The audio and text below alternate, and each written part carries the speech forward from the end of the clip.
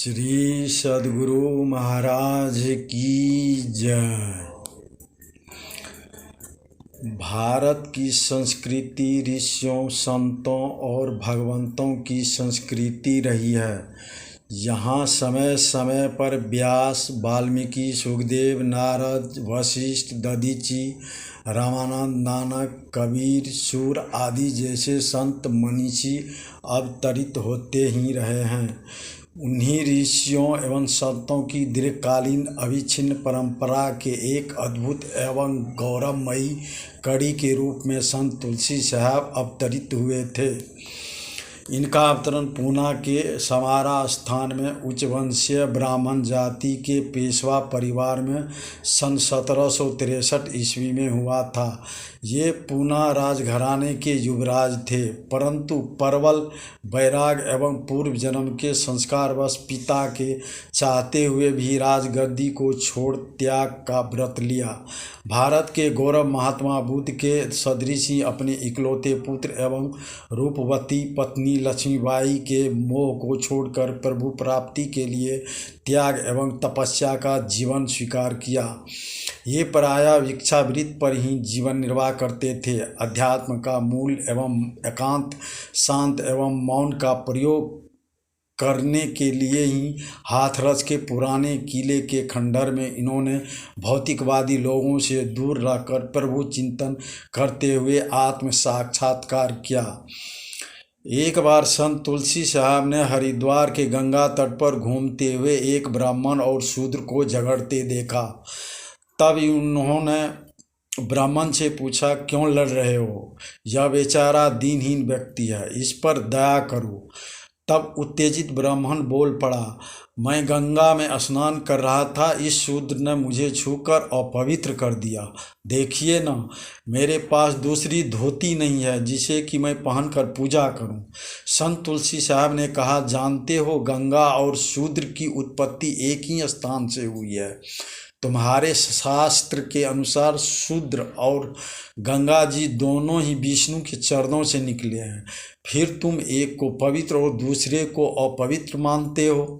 यह सुनकर ब्राह्मण लज्जित हुआ और उनके उपदेश से वह सदा के लिए पवित्र हो गया। एक बार सत्संग में रामकिशोर नामक एक गडेरिया चुपके से उनके उपदेश को बैठकर सुन रहा था। जब संत तुलसी साहब को मालूम हुआ तब उन्होंने पूछा कि तुम यहाँ क्यों आते हो? जवाब मिला, मुझको आपकी वाणी प्यारी लगती है। इस पर प्रसन्न होकर तुलसी स्वामी जी महाराज अपनी असमर्थता जताने पर इन्होंने डांटा और पुनः ग्रंथ पढ़ने की आज्ञा दी। हठात शूद्र स्वामी जी की आंखों में ज्योति आ गई और वे भी पढ़ने लगे। संत तुलसी साहब से ही परमार्थ की रोशनी राधा स्वामी के संस्थापक स्वामी शिवदयाल सिंह जी महाराज, राधा स्वामी एवं परम संत बाबा देवी साहब को मिली। संत भाव और श्रद्धा के भूखे होते हैं। एक दिन सत्संग में सत्संग प्रेमी महिलाएं जिस हालत में थी, जल्दी जल्दी वहाँ चली आई। उस जमाने में ऐसी मलमल नहीं थी, उनके खादी के कपड़े पसीने से भीगे हुए थे। जब इन महिलाओं ने आकर माथा टेका तो तुलसी साहब के एक सेवक गिरधारी लाल ने उनसे कहा, माताओं पीछे हटकर बैठो, तुम्हारे कपड़ों से बदबू आती है। तुलसी साहब ने कहा, गिरधारी, तुझे इनके प्रेम की खुशबू की खबर नहीं? यह क्या ख्याल लेकर आई है? तू नहीं जानता, इनसे तुझे बदबू आती है, लेकिन मुझे बदबू नहीं आती। जिनको ऐसी प्रीति होती है, गुरु उनसे प्रसन्न होता है और अपना निज सेवक मानता है। संत तुलसी साहब ने संसार में फैले हुए जात पात, कर्म कांड, पूजा पाठ एवं सांप्रदायिक कट्टरता को समाप्त करने के उद्देश्य से संत मत का प्रचार किया। इन्होंने परमात्म भजन के लिए दिल की सफाई को ही महत्वपूर्ण बताते हुए कहा, हृदय की सफाई से असली भजन होगा।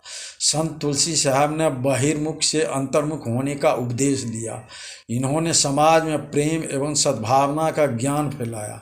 इनके प्रमुख शिष्यों में सूर स्वामी जी महाराज, गिरधारी जी महाराज, शिवदयाल सिंह जी महाराज एवं बाबा देवी साहब जी महाराज थे। संत साहब ने 80 वर्ष की आयु में 1884 ईस्वी में अपने पंच तत्व निर्मित शरीर का त्याग किया था। तुलसी साहब के उपदेश: मुक्ति के लिए सांसारिक इच्छाओं और तृष्णाओं पर नियंत्रण आवश्यक है। आवागमन और 84 के इस जेल खाने से बाहर निकलने का मार्ग केवल मनुष्य तन में है। सच्चा मार्ग वही है जो इसी जन्म में जीते जी मुक्ति दिलाए।